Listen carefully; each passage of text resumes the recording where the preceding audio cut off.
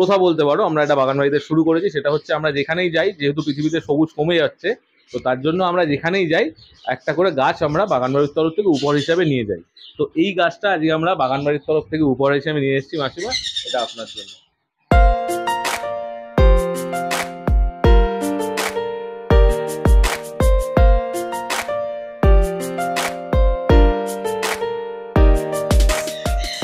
নমস্কার, আমি সৌরভ আর তোমরা দেখছো বাগানবাড়ি। আশা করছি বাগানবাড়ির আগের ভিডিওগুলো তোমাদের নিশ্চয়ই ভালো লেগেছে। আজকে আমরা এসেছি হাওড়ার কোন্নগরে। তো যে কোন্নগরে এই সেট আপটা যিনি চালান, তিনি খুব পুরনো লোক আমি বলবো না, আবার খুব নতুন লোক আমি বলবো না। তিনি অ্যাকচুয়ালি এই পাখি করতে করতে অনেক কিছু শিখেছেন, অনেক মানুষের সাথে তার আলাপ হয়েছে, সেই সাথে বাগানবাড়ির আমাদের সাথেও আলাপ হয়েছে। তো চলো আগে আমরা তার সাথে আলাপ করব, তারপরে আমরা বাকি জিনিসটা বা তার কাছে কি কি পাখি আছে এবং এখন পাখির কি প্রোগ্রেস সেটা হচ্ছে। হাওড়ার কোন্নগরে কোন্নগরে সৈকতদার বাড়িতে। তো এই সৈকতদার সেট আপটা মূলত পরিচালনা করেন বা দেখাশোনা করার একটা খুব বড় অংশ মাসিমার ওপর দেওয়া আছে। তো মাসিমা, এই পাখিদের সাথে থাকতে আপনার কেমন লাগে? আমার তো বেশ ভালোই লাগে, সময়টা ভালো করে কেটে যায়। একাকিত্ব কাটানোর জন্য খুব ভালো একটা জিনিস, তাই তো? হ্যাঁ, যেমন এই শানগুলো, যেমন আমার খুব প্রিয়। আর বাগানবাড়ি চ্যানেল দেখতে কেমন লাগে? আমি গেলেই আমার কাছে আসে। আর বাগানবাড়ি চ্যানেল দেখতে কেমন লাগে? ভালোই লাগে, খারাপ লাগে না কোনো চ্যানেল দেখলে। দেখো, বাগানবাড়ি বলে না, সব চ্যানেলই ভালো লাগে, সব তো পাখির চ্যানেল না। সৈকতদার সাথে সাথে কিন্তু মাসিমাও এই পুরো সৈকতদার যে অ্যাভিয়ারি সেটা দেখাশোনা করে, তাই তো? সৈকত আমার থেকে বেশি মা, মানে বলতে নেই, মানে আজ যে এভিআইটা যেইটুকুনি সবাই দেখবে হয়তো পরে, যে পুরোটাই মার জন্য। আজ মা যদি না থাকতো এতটা হয়ে উঠতো না। তো সৈকতদা, তোমরা বাগানবাড়ি যত দর্শক আছে তোমরা জানো যে সৈকতদা আমরা একটা আমাদের এটা মানে প্রথা বলতে পারো, আমরা একটা বাগানবাড়িতে শুরু করেছি। সেটা হচ্ছে আমরা যেখানেই যাই, যেহেতু পৃথিবীতে সবুজ কমে যাচ্ছে, তো তার জন্য আমরা যেখানেই যাই একটা করে গাছ আমরা বাগানবাড়ির তরফ থেকে উপহার হিসাবে নিয়ে যাই। তো এই গাছটা আজকে আমরা বাগানবাড়ির তরফ থেকে উপহার হিসেবে নিয়ে এসেছি মাসিমা, এটা আপনার জন্য। ধন্যবাদ। কেমন লাগছে গাছটা পেয়ে? ভালোই লাগছে। গাছটা মানি প্ল্যান্ট। হ্যাঁ, একদম, এটা মানি প্ল্যান্টের একটা জাত, একটু উন্নত জাত মানি প্ল্যান্টের থেকে। খুব সুন্দর দেখতে। এটা সেট আর সেমি সেট দু জায়গাতেই থাকবে। ঘরে রাখলে হবে। হ্যাঁ, এই যে বিশাল কর্মযজ্ঞটা বা পাখি এক্সোটিক বার্ডের যে কর্মযজ্ঞটা যিনি চালান বা পরিচালনা করেন, তিনি হচ্ছেন আমাদের সবার, তোমরা কেউ কেউ চেনো নিশ্চয়ই, সৈকত বিশ্বাস। তো সৈকত দা, একটু তোমার পরিচয়টা দাও আগে, তারপর আমি বাকিটা বলবো। আর এই জায়গাটা, মানে তোমার এই যে জায়গাটা, এটা যদি কেউ আসে বাইরে থেকে, কলকাতা থেকে বা হাওড়া থেকে, কিভাবে আসবে? আচ্ছা, পরিচয় বলতে আমি বহুদিন যাবতই লাইভ স্টকের সঙ্গে যুক্ত। যেরকম আগে আমি কুকুর করতাম, মানে বেসিক্যালি বিগেলি করতাম। তো সেখান থেকে আমার জার্নি শুরু। করতে করতে কোভিডের সময় হঠাৎ পাখিতে আসা, সেখান থেকে পাখি স্টার্ট আমার। তো কোভিড মানে খুব একটা বেশি দিন না, 2018 স্টার্ট বলতে তখন আমি বেসিক্যালি হয়তো একটিয়ার বদ্রি এরকম একটা দিয়ে স্টার্ট করেছিলাম। আর 21-এ আমি অনেকগুলো পাখি কিনি আর কি, যেমন সান কিনি, পাইনাপেল কিনি, ইয়েলো সাইড কিনি। তো এইভাবে আমার স্টার্ট আপ। আর কেউ যদি মনে করে যে কোন্নগরে আসবে, সে দুভাবে আসতে পারে। একটা হাওড়া থেকে এসে মেল লাইনে ট্রেন ধরলে কোন্নগর স্টেশন, আর একটা শিয়ালদা হয়ে, শিয়ালদা থেকে সোদপুর থেকে লঞ্চ পেয়ে। তো তোমরা যারা কোন্নগরে আসতে চাও এই সৈকতদার সাথে দেখা করতে বা সৈকতদার পাখির সেটা ভিজিট করতে, তাহলে খুব সহজেই আসতে পারবে কলকাতা থেকে, কোনো বড় ব্যাপার না। আচ্ছা সৈকতদা, এই যে তুমি মানে ধরো তোমার তো খুব বেশি দিন হয় না, 2000 কোভিড মানে 2018 বা 19? না, কোভিড 2020-তে। 2020 পাম্প করি 2021-এর মার্চ থেকে। 2020 মানে 2 থেকে আড়াই বছরের ফার্ম এটা, তাই তো? হ্যাঁ। তো 2 থেকে আড়াই বছরের ফার্মে এখানে যা প্রোগ্রেস আছে, আমি জানি না কটা নতুন ফার্মে এরকম প্রোগ্রেস। আচ্ছা সৈকত দা, তুমি একটা জিনিস বলো তো, ধরো আমি তোকে নতুন লোক হিসাবে যদি পাখি পালক হিসাবে ধরি, তুমি পাখি পালন করতে গিয়ে প্রথমে কি কি ডিফিকাল্টিস, মানে কি কি তোমার সমস্যার মধ্যে পড়েছিলে? পাখি পালনটাই তো পুরোটাই ডিফিকাল্টি আমার মনে হয়েছে। কারণ শুরুতে তো মানে যখন আমি স্টার্ট করি, আমি যা বুঝতেই পারতাম না কোনটা মেল না কোনটা ফিমেল। তো যথারীতি গুরুমুখী বিদ্যা, মানে কাউকে না কাউকে ফলো করেছে, কিন্তু ফলো করে বোঝাই গেছে যে সেটা কি হয়েছে শেষের দিকে। তো প্রচুর ভুল বোঝাবুঝি হয়েছে, ডায়েট থেকে শুরু করে, মেল ফিমেল বোঝা থেকে শুরু করে, তারপর ব্রিডিং এর প্রবলেম, ঠান্ডা লেগে যাওয়া, স্ট্রোক হওয়া, মানে অনেক অনেক অনেক কিছু সমস্যা। তো আস্তে আস্তে এই সমস্যাগুলো তুমি নিজের থেকে কিছুটা নিজে করেছি, কিছুটা তোমার ইন্টারনেট ফলো করে শিখেছি। কিছুটা তোমাদের মতন ভাইদের ইউটিউব চ্যানেল ফলো করে শিখেছি। আর এইভাবেই শেখা। সেরকম ভাবে হাতে ধরে কেউ পয়েন্ট আউট করে কিছু এখন পর্যন্ত সেটা করেনি। সেটা অবশ্যই সেটা স্বাভাবিক, কেউ করে বলে মনে হয় না, কিন্তু এইভাবে আমার শেখা। এখন মোটামুটি হয়তো পেরে উঠেছি। তো সৈকতদার যে ব্যাপারটা সেটা হচ্ছে সৈকতদার নিজে প্লাস ইন্টারনেট প্লাস ইউটিউব, তাই তো? একদম। তো ইউটিউবের দৌলতেই আমি যদি ধরি তাহলে ইন্টারনেটের দৌলতেই সৈকতদার এই সেট আপ আজকে এখানে দাঁড়িয়েছে। আর আমি যে তোমরা পাখির নিশ্চয়ই আওয়াজ পাচ্ছ, শানকনুর থেকে শুরু করে পাইনাপেল কানুর, তার সাথে বিভিন্ন টাইপ অফ ফিঞ্চ, মানে গোল্ডিয়ান ফিঞ্চ, তারপর তোমার প্যারট ফিঞ্চের এখানে অনেকগুলো বাচ্চা হয়েছিল, তাই তো? এখন আমি বাচ্চাগুলো হয়তো দেখাতে পারবো না। সৈকতদার বাড়িতে যে প্যারট ফিঞ্চের মাদার পেয়ারটা আছে, দেখাতে পারতাম, আমি অনেক তাড়াতাড়ি সেল করেছিলাম, কারণ আমি ভয় পেয়েছি যদি মোল্টিং বা যদি ওই অতটা স্টেজে গিয়ে যদি মারা যায়, তার জন্য আমি আগেই আগেই সেল আপ করেছি। হ্যাঁ, তো অনেকের একটা ভয় আছে যে গোল্ডিয়ান বা এই আর এটা আমার first এক্সোটিক clutch তো, মানে আমি এক্সোটিক ফিঞ্চ গুলো মোল্ডিং এর সময় মারা যায়। হ্যাঁ তো এই এই ভয়টা কিন্তু খুব ভুল ভয়, এটা অনেকের মধ্যে একটা ভয় ঢুকিয়ে দেওয়া হয়েছে সৈকত। অ্যাকচুয়ালি আমি মোল্ডিং নিয়ে একটা ভিডিও বানাবো, এবং মোল্ডিং এর সময় কিভাবে কিভাবে কি জিনিস ইউজ করা উচিত অনেক এক্সপার্টদের থেকে আমি আলোচনা করেছি। আমার নিজেরও একটা ফিঞ্চ নিয়ে একটা অল্প ছোট্ট কিছু বছর হলেও এক্সপিরিয়েন্স আছে। তো এটা নিয়ে একটা আমি ভিডিও বানাবো, সেটা তোমরা দেখতে পারো। সৈকত তো নিশ্চয়ই দেখো ওটা। আর আমরা এখন দেখবো সেটা হচ্ছে সৈকতদার কাছে কি কি পাখি আছে। সৈকতদা একটু ওভারঅল বলো যে কি কি পাখি আছে, তারপর আমরা দেখাবো। ছোট পাখির মধ্যে গোল্ডিয়ান আছে, ইয়েলো গোল্ডিয়ান আছে, গ্রিন গোল্ডিয়ান মানে অর্ডিনারি গোল্ডিয়ান আছে, লং টেল নর্মালটা, আর প্যারট ফিঞ্চ, আর কিছু নেই। আর জেব্রার একটা মিউটেশন আছে, হ্যাঁ ওটা 3B 3B বলে মনে হয়, আমি ঠিক জানি না, অনেকদিন আগে কিনেছিলাম, অনেক টাকা দিয়ে কিনেছিলাম, এখন শুনছি নাকি তার কোনো ভ্যালু নেই। ভ্যালু দেখো, আমি একটা কথা বলি, পাখির যদি মানে আমার ভালো লেগেছে আয় হিসাবে দেখো তাহলে কোনো পাখি হিসাবে না, এখন কিনেছিলাম তখন, এখন তো যে দেখে সে আমাকে বলে এটা কেন কিনেছো, মানে কেন কিনেছো, এটা আমার খুব ভালো লেগেছে। ওইটাই হচ্ছে, ওটাতেই আমি আসছিলাম। যদি আয় হিসাবে দেখো তাহলে কারো কাছে শানকনুরও কেউ কিছু বোঝে না, তার মানে তার কাছে সেটা জিরো ভ্যালু। আর যদি আমার কাছে একটা ফিঞ্চ, নর্মাল জেব্রা ফিঞ্চ ভালো লাগে, তাহলে সেটা আমার কাছে লাখ টাকা। মানে শখের ব্যাপারটা তো দেখতে, হ্যাঁ, শখের ব্যাপারটা যদি আমরা আসি তাহলে শখের দাম লাখ টাকা, একটা কথাই আছে। তো শখের সাথে দামের সাথে আলোচনা করে বা মার্কেট নিয়ে আলোচনা করে কোনো লাভ নেই। বড় পাখির মধ্যে আছে sun conure, pineapple conure, yellow side conure, আর মিডিয়ামের মধ্যে হগরম, আর কিছু লাভ বার্ড। তো সৈকতদা এখানে যেটা দেখছি, এখানে কিছু ইয়েলো গোল্ডিয়ান আছে, তাই তো? তো এই ইয়েলো গোল্ডিয়ান গুলো মোটামুটি তুমি কতদিন আগে এনেছিলে, এদের বয়স কত? এদের আমি কিনেছিলাম 2021 এর ফেব্রুয়ারি মাসে। 2021 ফেব্রুয়ারি মাসে, মানে 2 থেকে 2.5 বছর মতো বয়স। তো মোটামুটি আগের বছর কিছু বাচ্চা পেয়ে থেকে একটু বেশি পাইনি, কারণ প্রচুর মারা গেছিল সমস্যার জন্য, হ্যাঁ, তাই তো? আমি জানতাম না তখন। আচ্ছা, আর এবছরে মোটামুটি কতগুলো বাচ্চা হয়েছে 2 বছরে দুটো পাখি থেকে? দুটো পাখি থেকে এ আমার বেস্ট পেয়ার। আচ্ছা এর মেলটা তুমি দেখছো বাইরে, ফিমেলটার একটা পা নেই। আচ্ছা, এগে আছে, আমি দেখাচ্ছি একটু পরে। তো এ আমাকে টোটাল দিয়েছে 61টা। 61 একটা সিজনে? একটা সিজনে? আচ্ছা, এ আমাকে ওই যে ফিমেলটা বেরিয়েছে দেখুন, লাস্টে একটা পা নেই, হ্যাঁ দেখতে পাচ্ছেন, এক পায়ে বসে আর একটা পা। একটা পা নেই। তো একটা পা ছাড়া একটা পাখি এত আর সুন্দর এর রেজাল্ট একটা করবে। মজাদার কথা কি, মানে এর নিজের বাচ্চা একে দিয়ে লাস্ট আমি নিজে করাচ্ছি এর ভেতরে। আচ্ছা, আছে ওদের নিজেদের চিক আছে? না, ঠিক আছে না, এগস আছে, ফাটিল আচ্ছা হয়ে গেছে, ফুটলো বলে। আচ্ছা তো ইচ্ছা করে করাচ্ছি, কোনো রিজনে, কারণ বেঙ্গলি খাওয়াতে চাইছে না। আচ্ছা। আর এ খুব কেয়ারিং মম। তো তোমরা বুঝতে পারছো মোটামুটি 2 বছর থেকে 2 বছরের অভিজ্ঞতাতে একটা ইয়েলো গোল্ডিয়ান থেকে 61টা বাচ্চা, মানে এক জোড়া ইয়েলো গোল্ডিয়ান থেকে। আর তোমার যে ফোস্টারিং পেয়ার কতগুলো আছে বেঙ্গলি? 42। 42টা ফোস্টারিং তার পেয়ার। মধ্যে অ্যাক্সেস করে 33।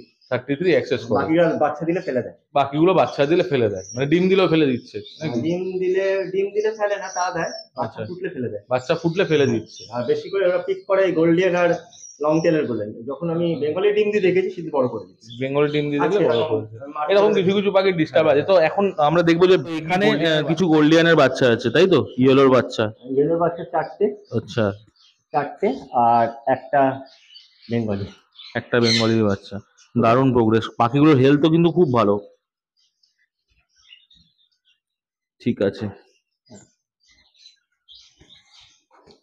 কিছু লং টেলও আছে, তাই তো? লং টেলের বাচ্চাও ফুটে রয়েছে, অলরেডি বড় হয়ে গেছে বাচ্চাগুলো বেশ। এখানে লং টেল বেরিয়েছে, এখানে কিছু লং টেলের বাচ্চা আছে, আর এখানে আছে আবার, এখানে ইয়েলো গোল্ডিয়ানের বাচ্চা আছে তলায়, দুটো আছে, উঠছে কিনা জানি না, এই একটাই। হ্যাঁ হ্যাঁ, দুটো আছে। ঠিক আছে। এগুলো বেসিক্যালি বাচ্চা, নয়, এগুলো বড় হয়ে গেছে। এগুলো আমি বেসিক্যালি যেটা তোমাকে বলছিলাম, এখানে লং টেল আছে, এখানে লং টেলের বাচ্চা আছে কিছু। এখানে গোল্ডিয়ান আছে,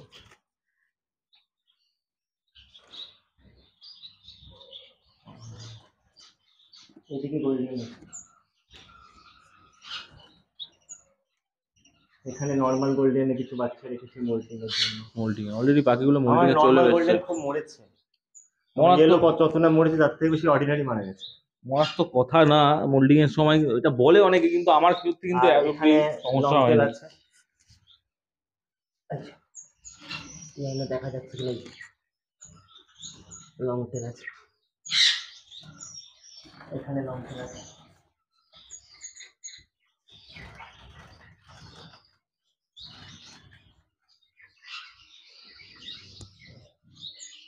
তো সৈকতদা, মোটামুটি তোমার ফ্রিঞ্চ করতে তো বেশ মজাদার ব্যাপার। মানে ফ্রিঞ্চটা কেমন লাগছে, মানে সাবজেক্টটা কেমন? যেমন তোমার কাছে ধরো সানকনুরও আছে, পাইনাপেল কনুর আছে, ফ্রিঞ্চের সাবজেক্টটা কেমন লাগছে?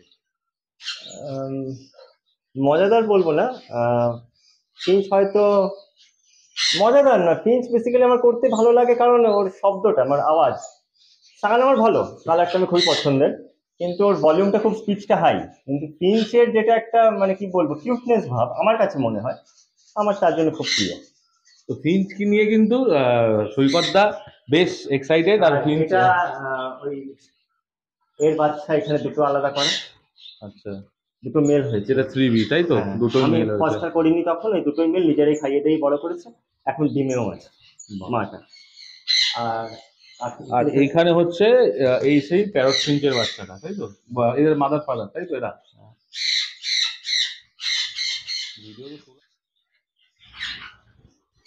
তো তোমরা আওয়াজ শুনেই বুঝে গেছো যে এটা কনুরের ঘর তাই তো? সান কনুর বা পাইনাপেল কনুর এখানে সবকিছু মিলিয়ে মিশিয়ে আছে তাই তো?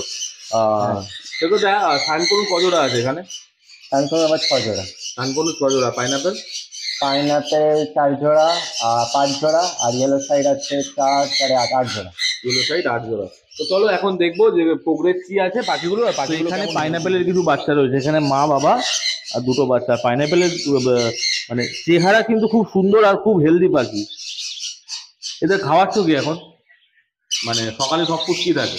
সকালে সব ফুড থাকে, যেরকম আমি একসাথেই দিই, সবজি সবজি দিই, ফল দিই, ছোলা দিই, বাদাম দিই, ভুট্টা দিই।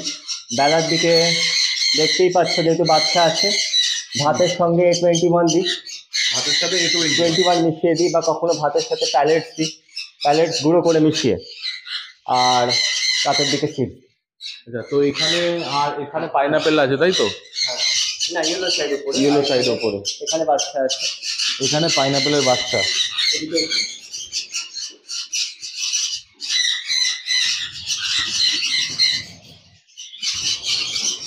তো এখানে বেশ কিছু পাইনাপেলের বাচ্চা আছে। সৈকতদার কনুরের ঘর আমরা দেখলাম। আচ্ছা সৈকতদা, একটা জিনিস বলো, তুমি পাখিকে মানে কনুরকে বেশ সকালবেলায় এদের মানে রুটিনটা কিরকম, খাওয়া দাওয়ার রুটিনটা? আচ্ছা, কুনুরের সকালের রুটিন হচ্ছে 7টার মধ্যে দিই আমরা ছোলা, গম, ভুট্টা, বাদাম, কাবলি, মুগ, মুসুর, সবকটা ভিজিয়ে। আর সাথে দিই যে কোনো 2 রকমের সবজি, কখনো দিই গাজর, বিট, আজকে দিয়েছি বরবটি আর চিচিঙ্গে। আচ্ছা, তো এরকম দুটো সবজি দেওয়া হয়। একটু পরে, মানে ঘন্টা 3-4 পরে দেওয়া হয় ফল। আজকে দেওয়া হয়েছে তরমুজ। মানে ওটা সকালবেলা 7টার পরে 3 ঘন্টা ক্রস করে ঠিক 3-4 ঘন্টা। আর যাদের ঘরে বাচ্চা থাকে তাদের দেওয়া হয় কখনো ছোলার সাথে A21, কখনো ভুট্টার সাথে সঙ্গে A21, আজকে দেওয়া হয়েছে ভাতের সঙ্গে A21। আর সন্ধ্যের দিক করে যাদের ঘরে বাচ্চা বেশি তাদের দেওয়া হয় ক্যানারি, সাথে যা সিড মিক্স থাকে। আচ্ছা, মানে সিড মিক্সের সাথে ক্যানারিটা মিশিয়ে এক্সট্রা এক্সট্রা এক্সট্রা। সব সিড মিক্সেই থাকে, কিন্তু ওটা একটু এক্সট্রা। আর যাদের বাচ্চা নেই তাদের নর্মাল সিড মিক্স, ক্যানারি রেশিওটা যেরকম থাকে সেরকম, এটাই হয়। আর জলের মধ্যে আমি সেরকম কোনো মেডিসিন দিই না, যেটাই দিই আমি সফট ফুডেই দিই। তো মোটামুটি সৈকতদার এই এই ডায়েটেই মোটামুটি সৈকতদার বাড়িতে কনুরের খুব ভালো রেজাল্ট আমরা যেটা দেখলাম অলরেডি ভিডিওতে, তোমরা দেখতেই পাচ্ছ যে সৈকতদার এই ডায়েটে কিন্তু সৈকতদার খুব ভালো রেজাল্ট। আচ্ছা সৈকতদা, অনেকে যেটা করে সেটা হচ্ছে বিভিন্ন রকমের দামি দামি সাপ্লিমেন্ট ইউজ করে, আমি জানি অনেকেই ইউজ করে, করতে হয়। তো তুমি কি ধরনের মানে মাল্টিভিটামিন বা ক্যালসিয়ামের জন্য কি ধরনের সাপ্লিমেন্ট ইউজ করো? আচ্ছা, ক্যালসিয়ামের জন্য ইউজ করি D3 পাউডার, একটা পাওয়া যায়।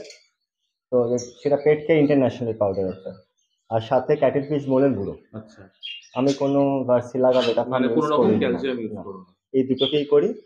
যেটা আর ন্যাচারাল ক্যালসিয়াম আছে। হ্যাঁ, ওটাকে গুঁড়ো করে নিই, মানে গুঁড়ো ক্যাটেল ফিশ বোনটা গুঁড়ো করে নিই, পাউডার আর তার সাথে D3 পাউডার দুটো মিশিয়ে দিই। বেশিরভাগ ভুট্টা সেদ্ধ বা ভাত বা যেটা সফট কিছু থাকে তার বা এগের মধ্যে। তো হয়ে গেল ভিটামিন আর ক্যালসিয়াম, মানে ক্যালসিয়াম হয়ে গেল। আর ভিটামিনের মধ্যে দেওয়া হয় কখন, আমি বেশিরভাগই হিউম্যান ইউজ করি, যেহেতু আমি কুকুরের থেকে বিলং করি। আমি A to Z জিঙ্কোভিট এরকম ইউজ করে থাকি।